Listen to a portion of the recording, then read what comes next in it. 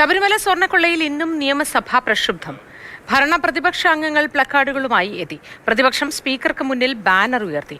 മന്ത്രി M P രാജേഷും പ്രതിപക്ഷ നേതാവും തമ്മിൽ വാക്പോരുണ്ടായി. പിന്നാലെ പ്രതിപക്ഷം സഭ ബഹിഷ്കരിച്ചു. ശബരിമല സ്വർണ്ണക്കൊള്ള വിഷയവുമായി ബന്ധപ്പെട്ട ശക്തമായ പ്രതിപക്ഷ പ്രതിഷേധമാണ് ഇന്നും നിയമസഭയിലുണ്ടായത്. ഭരണപക്ഷത്തിന്റെ പ്രതിരോധവും.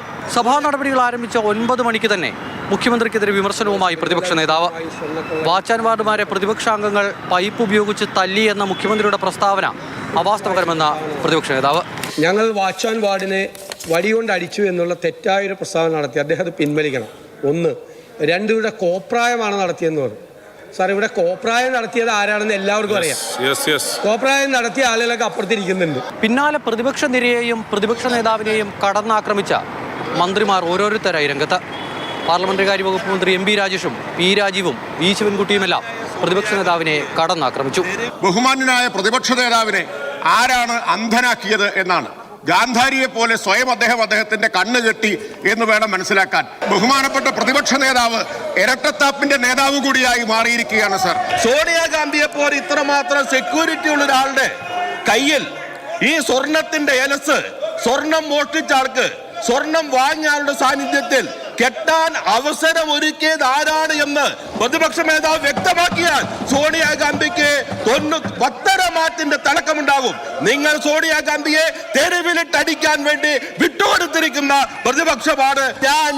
ഞാൻ എന്നൊറ്റ വികാരത്തിനകത്ത് അടിപ്പെട്ട് കിടന്ന് നിലവെറ്റിയ അവസ്ഥയിലേക്ക് കേരളത്തിന്റെ പ്രതിപക്ഷ നേതാവ് മാറുമ്പോ എന്നുള്ളത് അങ്ങേയറ്റം ദുഃഖകരമാണ്. ബഹുമാനപ്പെട്ട പ്രതിപക്ഷ നേതാവിന്റെ മുറിയിലിരുന്നാണ് സ്പീക്കറെ ആക്രമിക്കണമെന്ന ലക്ഷ്യത്തോടു കൂടിയാണ് ഇന്നലത്തെ സമരം നടന്നത്. കസേരയിൽ ഇരുന്നു കൊണ്ട് 5 മിനിറ്റ് കഴിയുമ്പോൾ സമരത്തിന്റെ വീര്യം വർദ്ധിപ്പിക്കുന്നതിന് വേണ്ടിയുള്ള നിർദ്ദേശം കൊടുത്തുകൊണ്ടിരിക്കുകയാണ്. വാച്ചാൻ വാർഡുമാരെ പ്രതിപക്ഷാംഗങ്ങൾ ആക്രമിക്കുന്നത് തന്റെയും ശ്രദ്ധയിൽപ്പെട്ടിരുന്നു എന്ന സ്പീക്കർ. ഇന്നലെ ആ ബാനർ കെട്ടിയ ആ കമ്പ് കൊണ്ട് തല്ലിയിട്ടുണ്ട്. ഞാൻ ആളെ പേര് പറയുന്നില്ല. ആള് പേര് പറഞ്ഞാൽ അത് ആ ബഹുമാനപ്പെട്ട അംഗത്തിന് ക്ഷീണമാവും. അതുകൊണ്ട് ഞാൻ പേര് പറയുന്നില്ല. ഇന്നലത്തേതുപോലെ തന്നെ സ്വർണം കട്ടവൻ ആരപ്പ, സഖാക്കളാണെ അയ്യപ്പ എന്നെഴുതിയ ബാനറുമായി പ്രതിപക്ഷം നടുത്തളത്തിലേക്ക്. ഒപ്പം പ്ലക്കാർഡുകളും.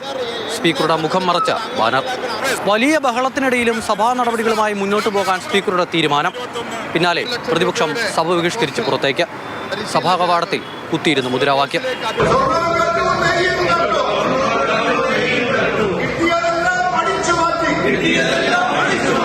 സഭയ്ക്ക് പുറത്ത് സ്പീക്കർക്കും മുഖ്യമന്ത്രിക്കും നേരെ പ്രതിപക്ഷ നേതാവിന്റെ രൂക്ഷ വിമർശനം. സ്പീക്കർ മുഖ്യമന്ത്രി പറയുന്നത് കേട്ടു നിൽക്കുകയാണ്. അദ്ദേഹത്തിന് സ്വന്തമായ ഒരു അഭിപ്രായമില്ല. എനിക്കത് പറയുന്നതിൽ ദുഃഖമുണ്ട്. ഇന്ന് 5 മന്ത്രിമാർക്കാണ് പറയാൻ അവസരം കൊടുത്തത്. ഈ കേസ് അന്വേഷണം തെളിവില്ലാതെ അവസാനിപ്പിക്കുക. അതിനുവേണ്ടി SITയുടെ മീതെ മുഖ്യമന്ത്രിയുടെ ഓഫീസ് നടത്തുന്ന കനത്ത സമ്മർദ്ദമാണ് ഇപ്പോൾ ശബരിമല കേസിലുള്ളത്. ശബരിമല കേസ് എങ്ങും എത്താതെ അവസാനിക്കാൻ പോകുന്ന ദൗർഭാഗ്യകരമായ സാഹചര്യത്തിലേക്ക് പോവുകയാണ്. ശബരിമല സ്വർണ്ണക്കൊള്ള വിഷയം തദ്ദേശ തിരഞ്ഞെടുപ്പിൽ നേട്ടമുണ്ടാക്കിയിട്ടുണ്ട് എന്നുള്ളതാണ് UDFന്റെ വിലയിരുത്തൽ. വരാനിരിക്കുന്ന നിയമസഭാ തിരഞ്ഞെടുപ്പിലും വിഷയം സജീവ ചർച്ചയാക്കാനാണ് UDF തീരുമാനം. ഇതിനെ പ്രതിരോധിക്കാൻ ഭരണപക്ഷം കൂടി രംഗത്തെത്തുമ്പോൾ ശബരിമല വിഷയം ഉടനെ ഒന്നും അവസാനിക്കാനിടയില്ല.